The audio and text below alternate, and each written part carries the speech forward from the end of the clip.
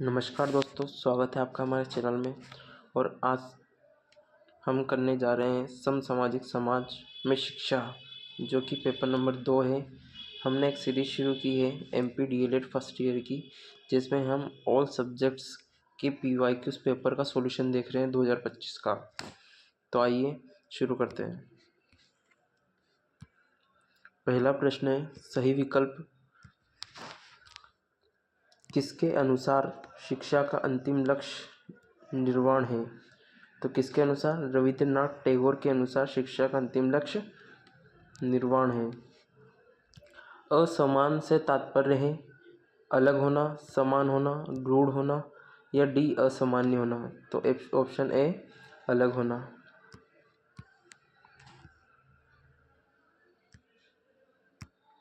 सर्व शिक्षा अभियान का संबंध है।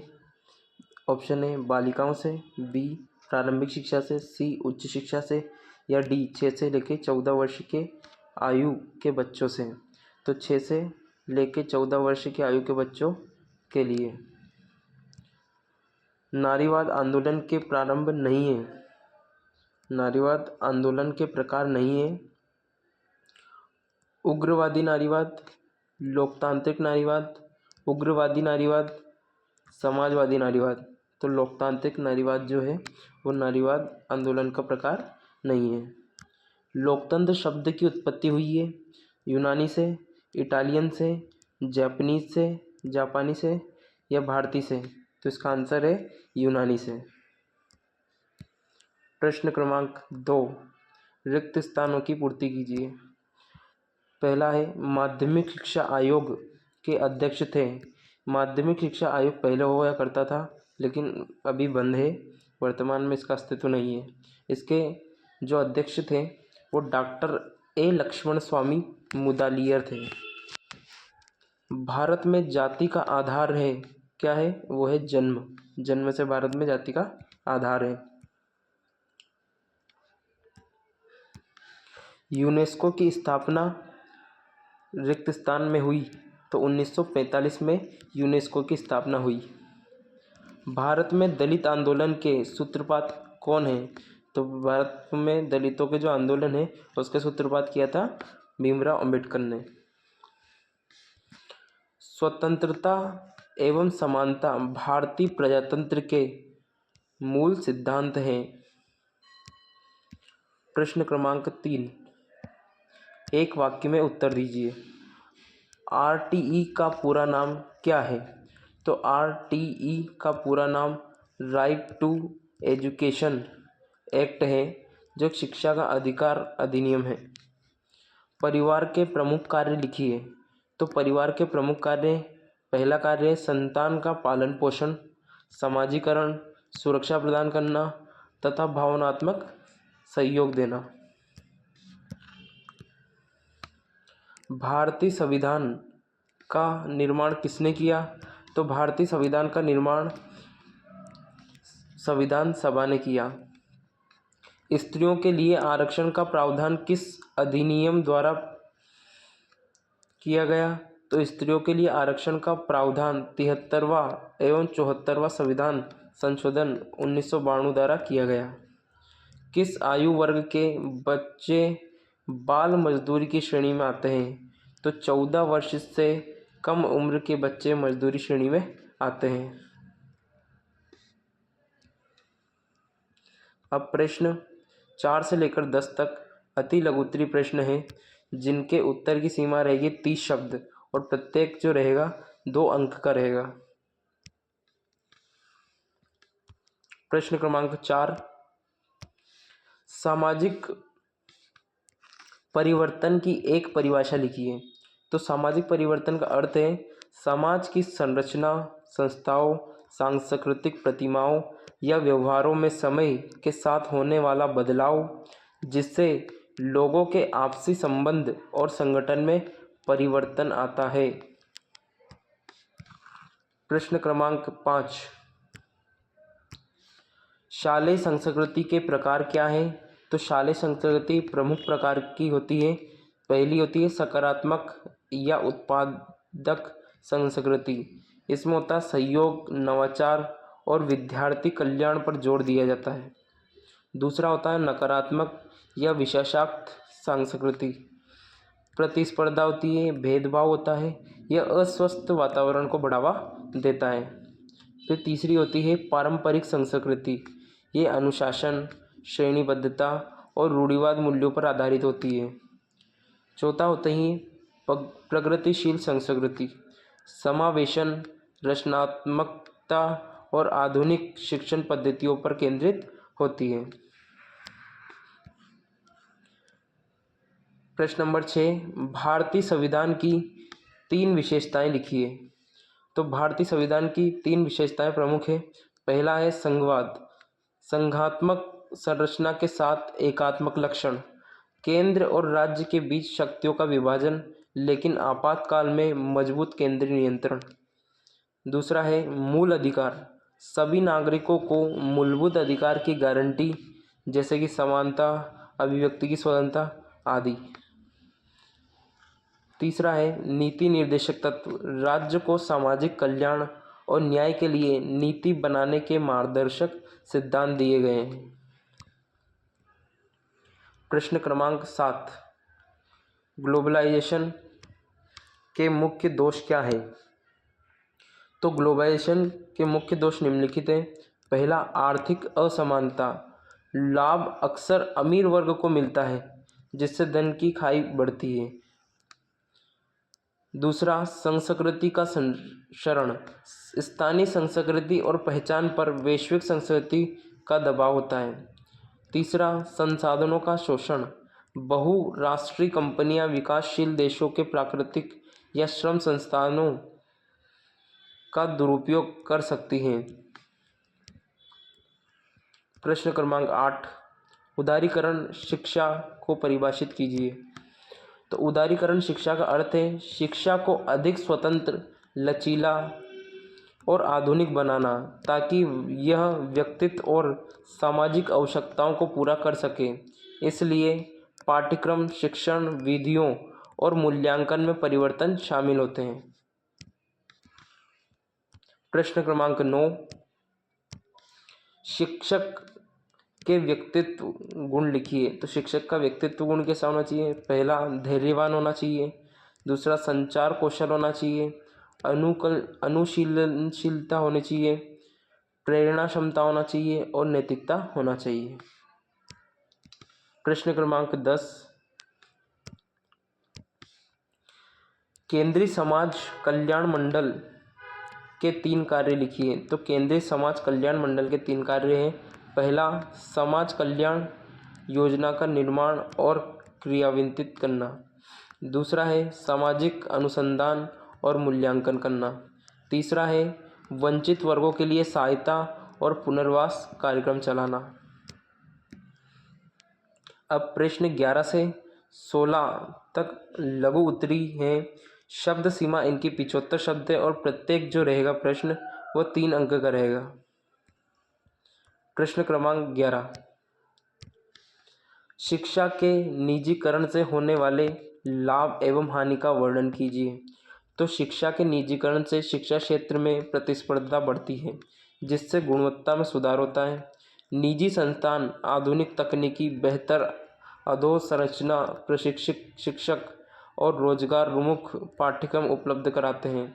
इससे विद्यार्थी का व्यवहारिक ज्ञान मिलता है। परंतु निजीकरण के कारण शिक्षा महंगी हो जाती है जिससे गरीब और वंचित वर्ग शिक्षा से दूर हो जाते हैं। लाभ कमाने की प्रवृत्ति शिक्षा के सामाजिक उद्देश्य को कमजोर करती है। इससे शैक्षिक असमानता बढ़ती है और शिक्षा व्यापार के रूप में ले लेती है।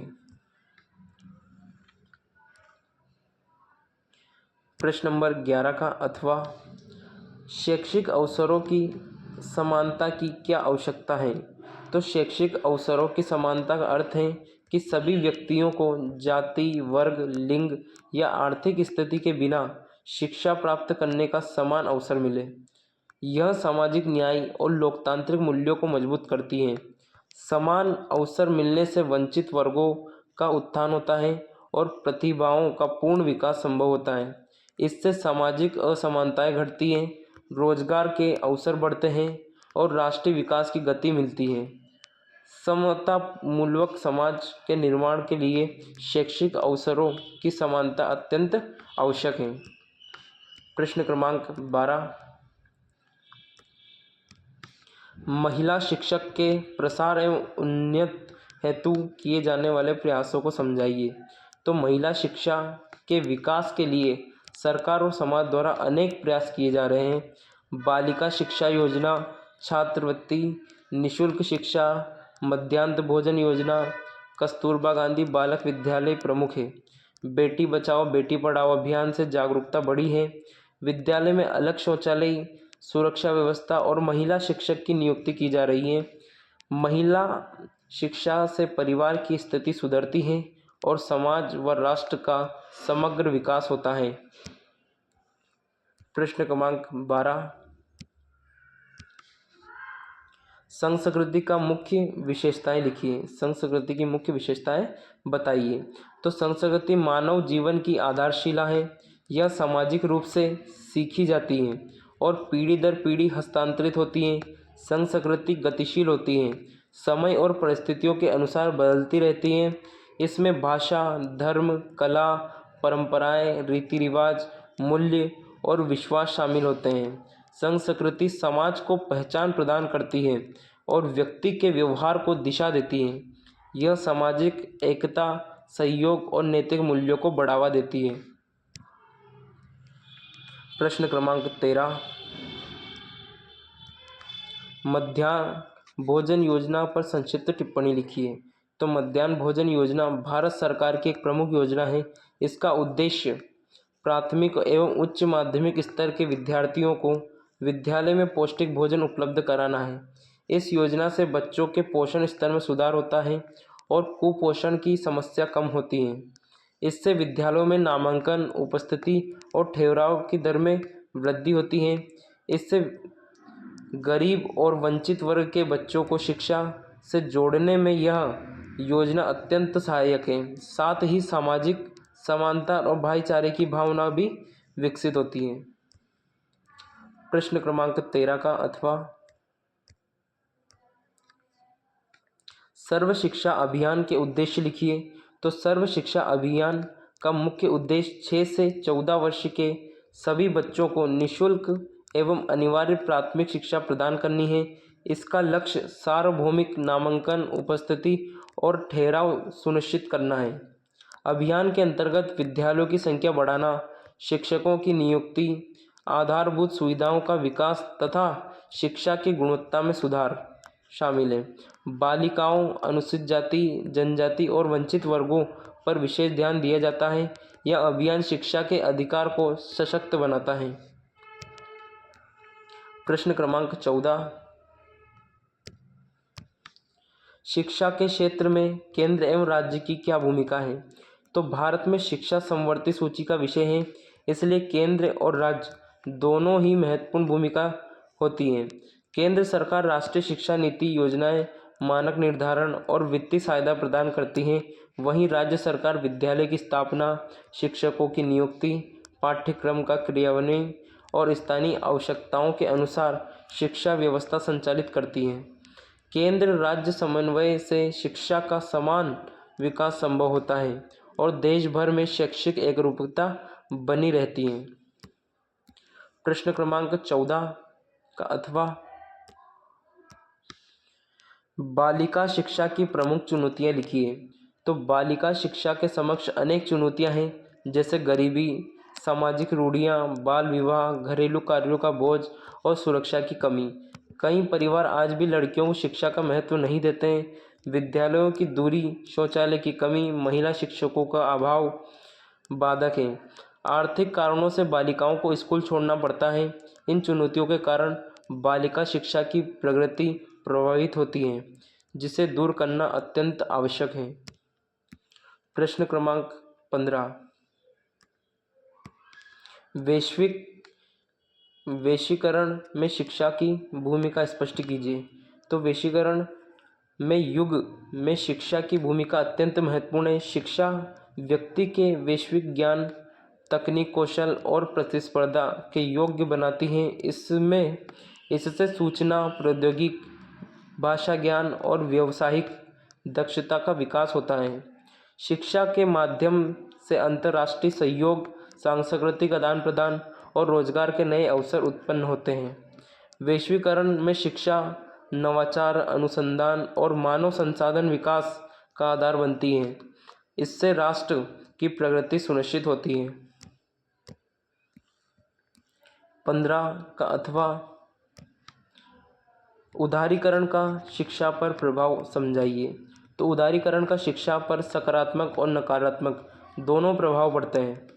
सकारात्मक रूप से निजी संस्थानों की संख्या बढ़ती है, तकनीकी और व्यवसाय शिक्षा का विस्तार हुआ है, शिक्षा में निवेश और रोजगारोन्मुख पाठ्यक्रम विकसित हुए हैं। नकारात्मक रूप से शिक्षा महंगी हो गई है, गरीबी वर्ग इससे वंचित होने लगा है और शिक्षा का व्यवसायीकरण बढ़ा है, जिससे सामाजिक असमानता उत्पन्न हुई है।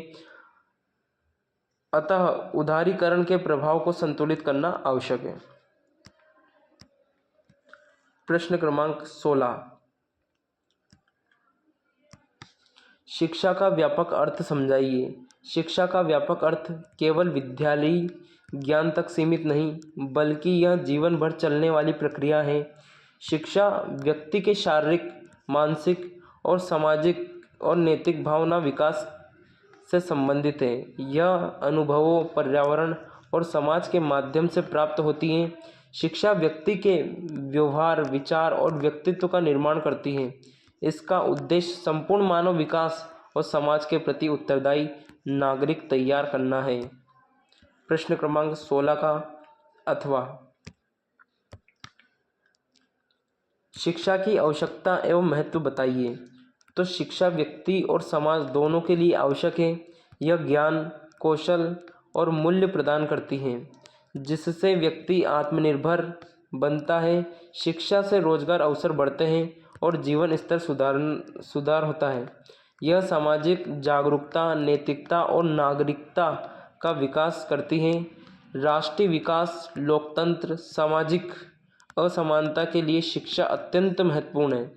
शिक्षा के बिना समाज की प्रगति नहीं हो सकती है।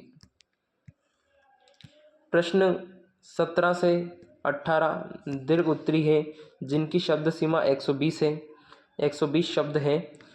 प्रत्येक प्रश्न जो रहेगा वह 4 अंक का रहेगा। प्रश्न क्रमांक 17, शिक्षा से संबंधित विभिन्न अधिनियम एवं कार्यक्रमों की व्याख्या कीजिए। तो भारत में शिक्षा के विकास एवं सार्वभौमिकरण हेतु अनेक अधिनियम एवं कार्यक्रम लागू किए गए हैं। इसमें सबसे महत्वपूर्ण शिक्षा का अधिनियम 2009 RTE एक्ट है, जिसके अंतर्गत 6 से 14 वर्ष के सभी बच्चों को निःशुल्क एवं अनिवार्य शिक्षा प्रदान करना राज्य की जिम्मेदारी बनाई है। इस अधिनियम ने शिक्षा को कानूनी अधिकार का रूप दिया है। इसके अतिरिक्त राष्ट्रीय शिक्षा नीति 2020 शिक्षा की गुणवत्ता, समावेशी शिक्षा और डिजिटल शिक्षा और कौशल विकास पर विशेष बल देती है।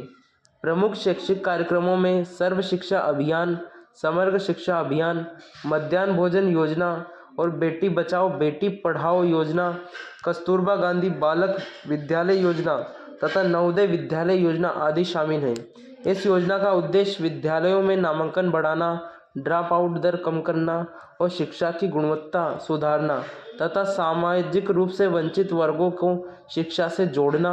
इस अधिनियम एवं कार्यक्रम ने भारत में शिक्षा क्षेत्र में व्यापक सुधार लाए हैं और महत्वपूर्ण भूमिका निभाई है और समान शिक्षा अवसरों को बढ़ावा दिया है। प्रश्न क्रमांक 17 का अथवा जिला प्राथमिक शिक्षा कार्यक्रम DPEP के उद्देश्य एवं विशेषताएं लिखिए।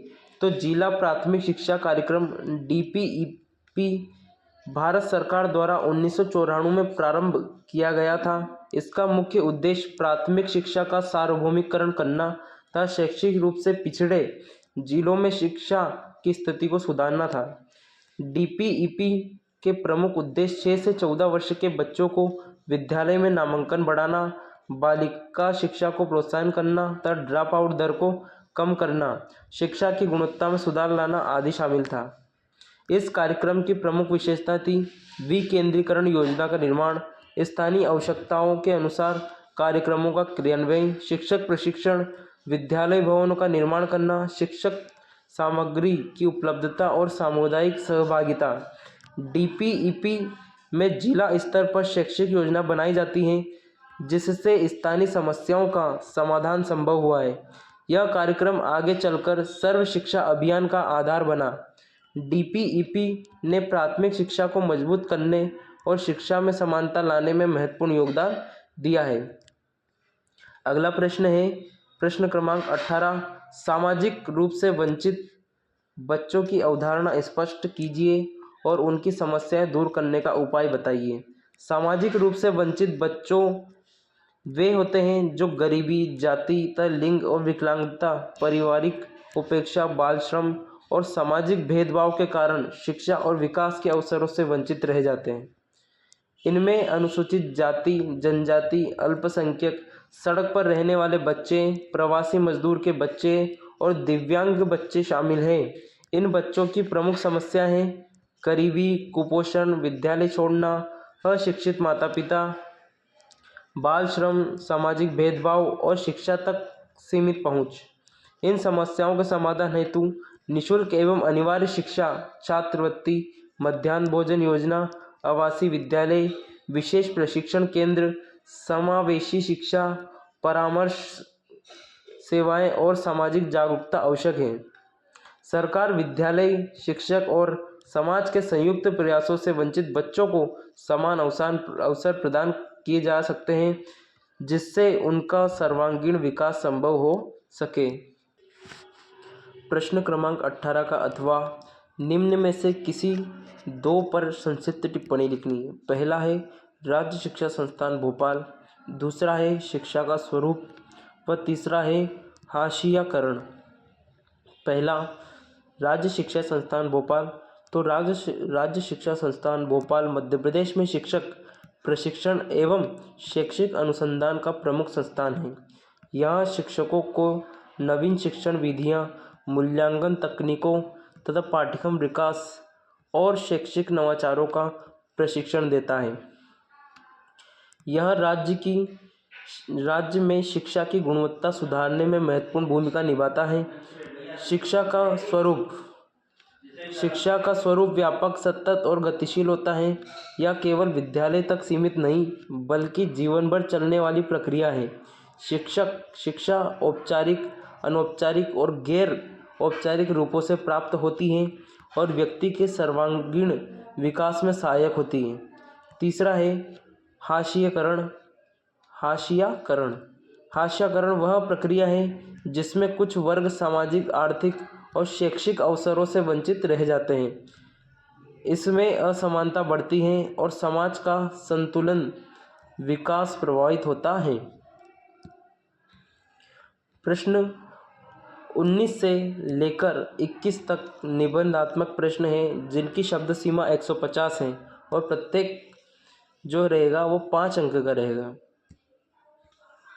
प्रश्न क्रमांक 19, समाज की परिभाषा दीजिए। समाज का स्वरूप और रूप एवं विशेषताएं लिखिए।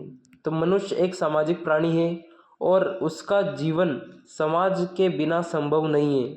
समाज वह व्यवस्था है जिसमें मनुष्य आपसी संबंधों, सहयोग और सहभागिता और पारस्परिक निर्भरता के आधार पर जीवन व्यतीत करता है। समाज व्यक्ति को न केवल जीवन जीने का आधार देता है बल्कि उसके व्यक्तित्व के विकास में भी महत्वपूर्ण भूमिका निभाता है। मैकाइवर के अनुसार समाज सामाजिक संबंधों का जाल है। इस परिभाषा से स्पष्ट होता है कि समाज केवल व्यक्तियों का समूह नहीं बल्कि उनके बीच विद्यमान संबंधों की संरचना है। समाज का स्वरूप एवं रूप। तो समाज का स्वरूप गतिशील और प्रगतिशील है। समाज का स्वरूप गतिशील और परिवर्तनशील होता है। यह समय, स्थान, परिस्थितियों और सांस्कृतिक प्रभाव के अनुसार बदलता रहता है। प्राचीन समाज में परंपराओं, रूढ़ियों और धार्मिक मान्यताओं का आधार पर आधारित था, जबकि आधुनिक समाज वैज्ञानिक, तकनीकी और तर्कसंगत दृष्टिकोण पर आधारित है।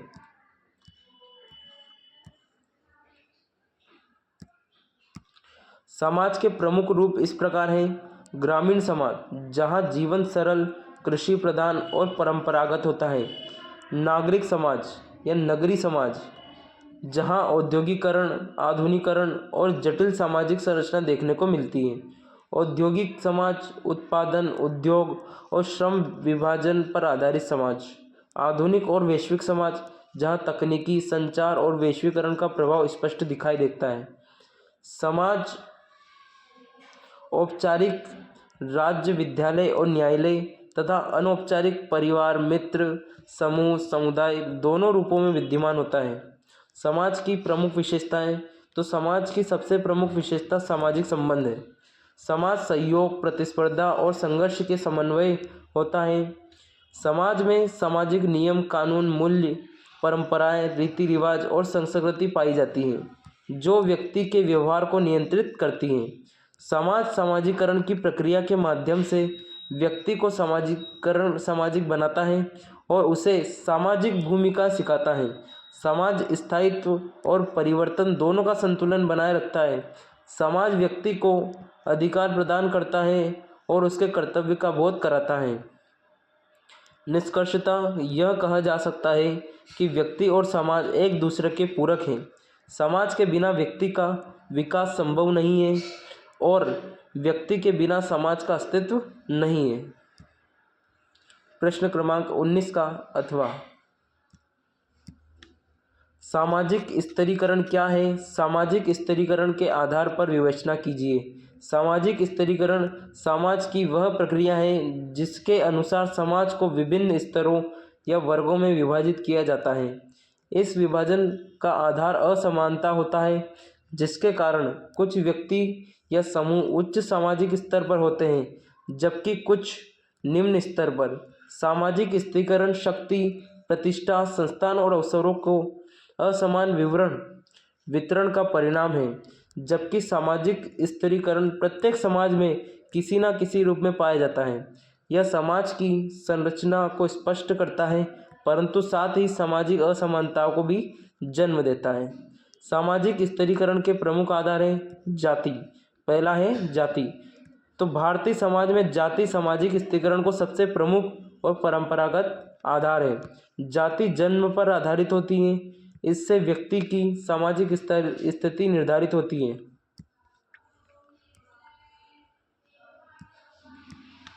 वर्ग।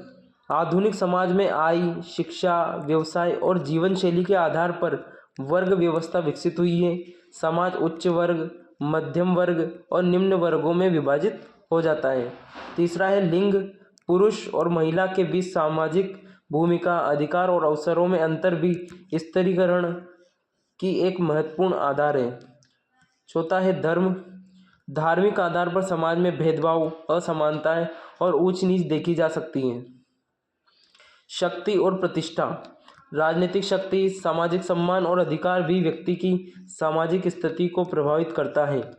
सामाजिक स्तरीकरण समाज में असमानता को बढ़ाता है, किंतु आधुनिक लोकतांत्रिक समाज शिक्षा, कानून और समान अवसरों के माध्यम से इसे कम करने का प्रयास करता है। प्रश्न क्रमांक 20। लोकतंत्र के लिए शिक्षा के उद्देश्य की व्याख्या कीजिए।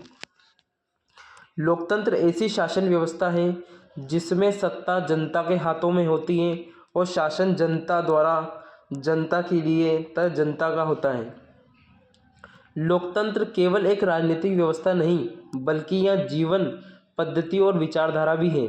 लोकतंत्र की सफलता इस बात पर निर्भर करती है कि नागरिक कितने शिक्षित, जागरूक और विवेकशील और उत्तरदायी हैं। इसलिए लोकतंत्र के लिए शिक्षा का विशेष महत्व है। लोकतंत्र के लिए शिक्षा का प्रथम उद्देश्य नागरिकों में लोकतंत्र मूल्यों जैसे स्वतंत्रता, समानता, न्याय और भ्रातृत्व का विकास करना है। शिक्षा व्यक्ति को दूसरे के विचार का सम्मान करना और समान अवसरों में विश्वास करना सिखाती है। दूसरा महत्वपूर्ण उद्देश्य जागरूक और जिम्मेदार नागरिक का निर्माण करना। शिक्षा नागरिकों को उनके अधिकार, कर्तव्य की जानकारी देती है। शिक्षित नागरिक मतदान का महत्व समझता है, कानून का पालन करता है और सार्वजनिक संपत्ति की रक्षा करता है।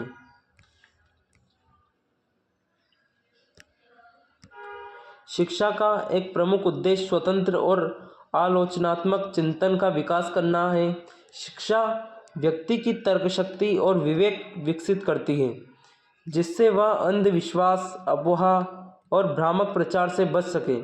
लोकतंत्र विविधताओं से भरा होता है, इसलिए शिक्षा का उद्देश्य सहिष्णुता और सामाजिक समरसता का विकास करना भी है। शिक्षा जाति, धर्म, भाषा और लिंग के आधार पर भेदभाव को समाप्त करने में सहायक होती है। इसके अतिरिक्त शिक्षा नेतृत्व क्षमता, निर्णय क्षमता और सामाजिक सहभागिता को बढ़ावा देती है। शिक्षा के माध्यम से व्यक्ति पंचायतों, नगर निकायों और अन्य लोकतांत्रिक संस्थाओं में सक्रिय भूमिका निभाने योग्य बनता है। अंततः शिक्षा राष्ट्रीय एकता, देशभक्ति और मानव अधिकारों के प्रति जागरूकता का विकास करती है, जो लोकतंत्र को सुदृढ़ बनाती है। निष्कर्षतः शिक्षा लोकतंत्र की आत्मा है। बिना शिक्षा के लोकतंत्र का सफल संचालन संभव नहीं है। शिक्षा ही नागरिकों को सशक्त बनाकर लोकतांत्रिक व्यवस्था को मजबूत करती है। प्रश्न क्रमांक 20 का अथवा लोकतंत्र का अर्थ स्पष्ट कीजिए तथा इसके प्रमुख सिद्धांतों का वर्णन कीजिए। तो लोकतंत्र एक ऐसी शासन व्यवस्था है जिसमें शासन की सत्ता जनता के हाथों में निहित होती है। लोकतंत्र शब्द ग्रीक भाषा के दो शब्दों डेमोस यानी जनता और क्रेटोस यानी सत्ता से मिलकर बना है, जिसका अर्थ होता है जनता का शासन। अब्राहम लिंकन के अनुसार लोकतंत्र जनता के लिए और जनता द्वारा किया गया शासन है। लोकतंत्र केवल एक राजनीतिक व्यवस्था नहीं, बल्कि जीवन जीने की एक पद्धति है और विचारधारा भी। इसमें समानता, स्वतंत्रता और न्याय को विशेष महत्व दिया जाता है। लोकतंत्र का मूल उद्देश्य नागरिकों को शासन में भागीदारी का अधिकार देना तथा उनके अधिकारों की रक्षा करना। लोकतांत्रिक व्यवस्था में जनता प्रतिनिधित्व का चुनाव करती है और सरकार जनता के प्रति उत्तरदायी होती है। लोकतंत्र में प्रमुख सिद्धांत जनता की सर्वोच्चता। पहला है जनता की सर्वोच्चता। तो लोकतंत्र का सबसे महत्वपूर्ण सिद्धांत यह है कि जनता का सत्ता की वास्तविक स्रोत जनता होती है। सरकार जनता की इच्छा के अनुसार कार्य करती है और जनता के प्रति जवाबदेह होती है।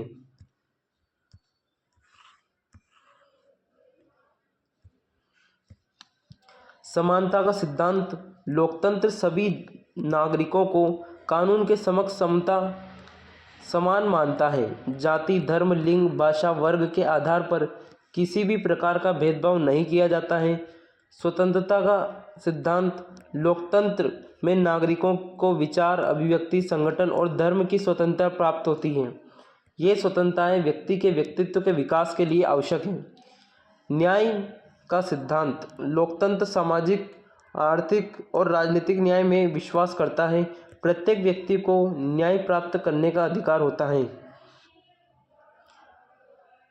अधिकार एवं कर्तव्य का संतुलन। तो लोकतंत्र में नागरिक अधिकार के साथ साथ कर्तव्यों का पालन भी करना होता है। अधिकार और कर्तव्य एक दूसरे के पूरक होते हैं। कानून का शासन। लोकतंत्र में कानून सर्वोच्च होता है। सरकार और नागरिकों सभी को कानून के अधीन होते हैं। बहुमत का शासन, अल्पसंख्यकों की सुरक्षा। लोकतंत्र में निर्णय बहुमत से लिए जाते हैं, लेकिन अल्पसंख्यकों के अधिकार की रक्षा भी की जाती है। निष्कर्षतः लोकतंत्र मानव गरिमा, स्वतंत्रता और समानता पर आधारित शासन व्यवस्था है। इसके सिद्धांत समाज में न्याय, शांति और समरसता स्थापित करते हैं। लोकतंत्र में सफलता, जागरूकता, शिक्षित और उत्तरदायी नागरिक पर निर्भर करते हैं। इसलिए लोकतंत्र को मजबूत बनाने के लिए नागरिकों में लोकतांत्रिक मूल्यों का विकास आवश्यक है। प्रश्न क्रमांक 21। शिक्षक एक चेतनशील बुद्धिजीवी के रूप में व्याख्या कीजिए। शिक्षक समाज का निर्माता और राष्ट्र का भविष्य गढ़ने वाला व्यक्ति होता है। शिक्षक केवल पाठ्य पुस्तकों का ज्ञान देने वाला नहीं, बल्कि वह समाज को दिशा देने वाला एक चेतनशील बुद्धिजीवी होता है। चेतनशील बुद्धिजीवी का अर्थ है ऐसा व्यक्ति जो सामाजिक चेतना से युक्त हो, तार्किक सोच रखता हो और समाज के प्रति उत्तरदायी हो। एक चेतनशील बुद्धिजीवी के रूप में शिक्षक विद्यार्थियों में वैचारिक जागरूकता, नैतिक मूल्य और वैज्ञानिक दृष्टिकोण विकसित करता है।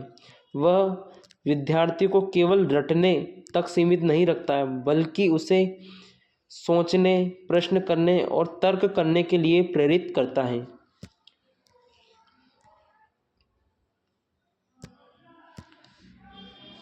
शिक्षक समाज की समस्याओं जैसे जातिवाद, लैंगिक भेदभाव, अंधविश्वास, गरीबी और असमानताओं को समझता है और शिक्षा के माध्यम से उनके समाधान का प्रयास करता है। वह विद्यार्थी में समानता, न्याय और मानवाधिकारों के प्रति संवेदनशीलता विकसित करता है। एक चेतनशील शिक्षक लोकतांत्रिक मूल्यों का वाहक होता है। वह विद्यार्थी को स्वतंत्र विचार, सहिष्णु और सामाजिक उत्तरदायी का महत्व समझाता है। शिक्षक अपने आचरण से विद्यार्थियों के लिए आदर्श प्रस्तुत करता है। शिक्षक राष्ट्र निर्माण में भी महत्वपूर्ण भूमिका निभाता है।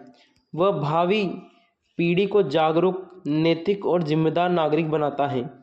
इस प्रकार कहा जा सकता है कि शिक्षक केवल ज्ञानदाता नहीं, बल्कि समाज सुधारक, मार्गदर्शक और प्रेरणा स्रोत होता है।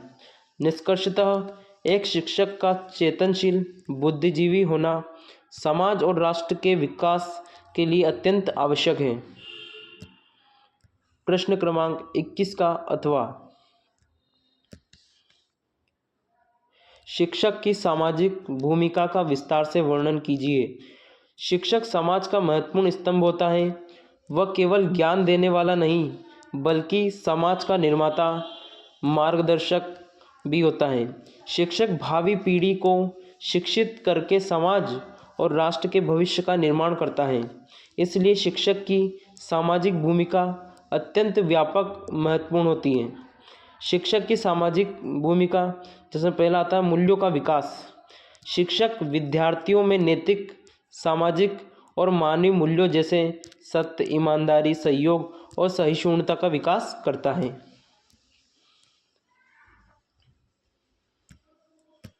दूसरा है सामाजिक जागरूकता। शिक्षक विद्यार्थियों को समाज की समस्याओं, गरीबी, अशिक्षा, भेदभाव, पर्यावरण प्रदूषण आदि के प्रति जागरूक करता है। सामाजिक सुधार। शिक्षक समाज में फैली कुरीतियों जैसे जातिवाद, लैंगिक भेदभाव, अंधविश्वास के विरुद्ध चेतना उत्पन्न करता है। लोकतांत्रिक नागरिक का निर्माण। शिक्षक विद्यार्थियों के लोकतांत्रिक मूल्यों, अधिकारों और कर्तव्यों की समझ विकसित करता है। राष्ट्रीय एकता का विकास। शिक्षक विद्यार्थी में देशभक्ति, राष्ट्रीय एकता और सामाजिक समरसता की भावना विकसित करता है। मार्गदर्शक और प्रेरक। शिक्षक विद्यार्थी को सही दिशा दिखाता है और उन्हें आत्मनिर्भर, जिम्मेदार नागरिक बनने के लिए प्रेरित करता है। निष्कर्ष, अंततः शिक्षक समाज का दीपक होता है जो अज्ञान के अंधकार को दूर करता है। एक सजग और कर्तव्यनिष्ठ शिक्षक समाज में सकारात्मक परिवर्तन लाने में महत्वपूर्ण भूमिका निभाता है। दोस्तों, हमने एक सीरीज शुरू की है जिसमें हम MP DLED फर्स्ट ईयर के ऑल सब्जेक्ट की एक सीरीज है, जिसमें PYQs पेपर है, उनका सॉल्यूशन के साथ देख रहे हैं। अभी हमने शुरू कर रखी है 2025 की, और आज हमने पेपर सॉल्व किया है सामाजिक भारतीय समाज में शिक्षा। तो दोस्तों, आपको वीडियो कैसा लगा कमेंट करके ज़रूर बताइए। आगे आप कौन से सब्जेक्ट में चाहते हैं या कौन से आप इंग्लिश में अगर चाहते हैं तो कमेंट करके बता सकते हैं। तब तक के लिए धन्यवाद।